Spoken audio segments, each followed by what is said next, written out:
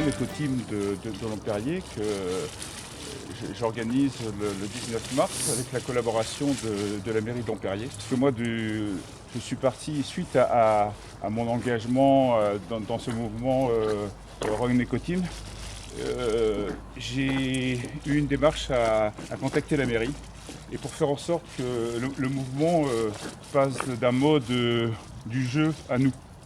Le 19 mars, nous allons nous réunir à 10h devant la mairie avec un parcours de marche qui fera à peu près 4 km et un parcours de footing dans Lomperrier.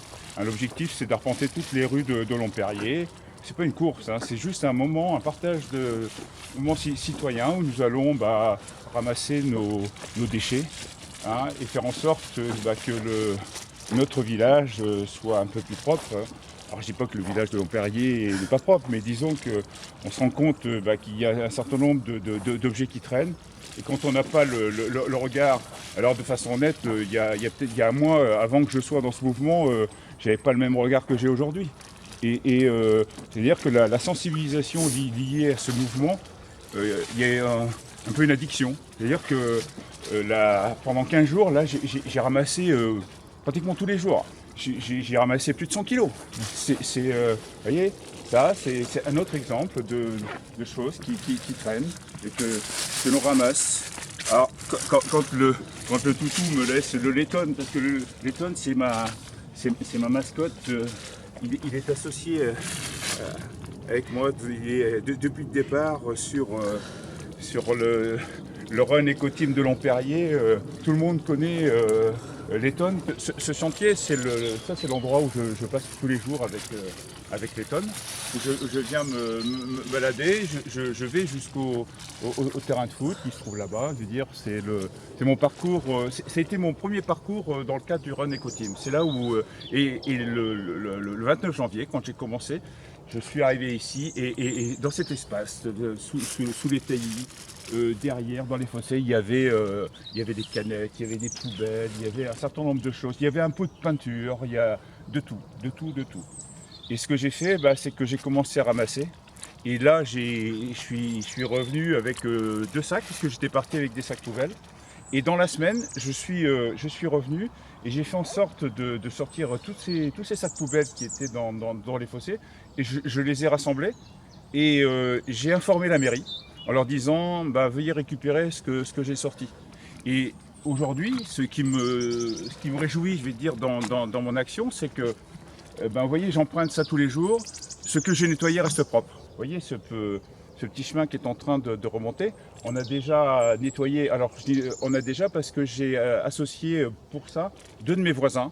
Ça, vous voyez, c'est un exemple de ce que nous, je vais dire, à travers le Rhône Éco-Team, c'est pas nous qui allons nettoyer tout ça. On sensibilise la mairie et c'est pas simple aussi pour la mairie. Mais regardez, j'ai pas de mots moi pour décrire ce genre de choses. Regardez, il y en a partout. On trouve de tout. On trouve de tout. Et donc nous avons ramassé et on passera pour ramasser, je vais dire, les poubelles. Regardez, pots de peinture. Regardez ça. Comment on peut se satisfaire Où sommes-nous là? Comment s'appelle ce chantier? C'est le chemin des Joncs, je veux dire, qui relie Lomperrier à Dammartin.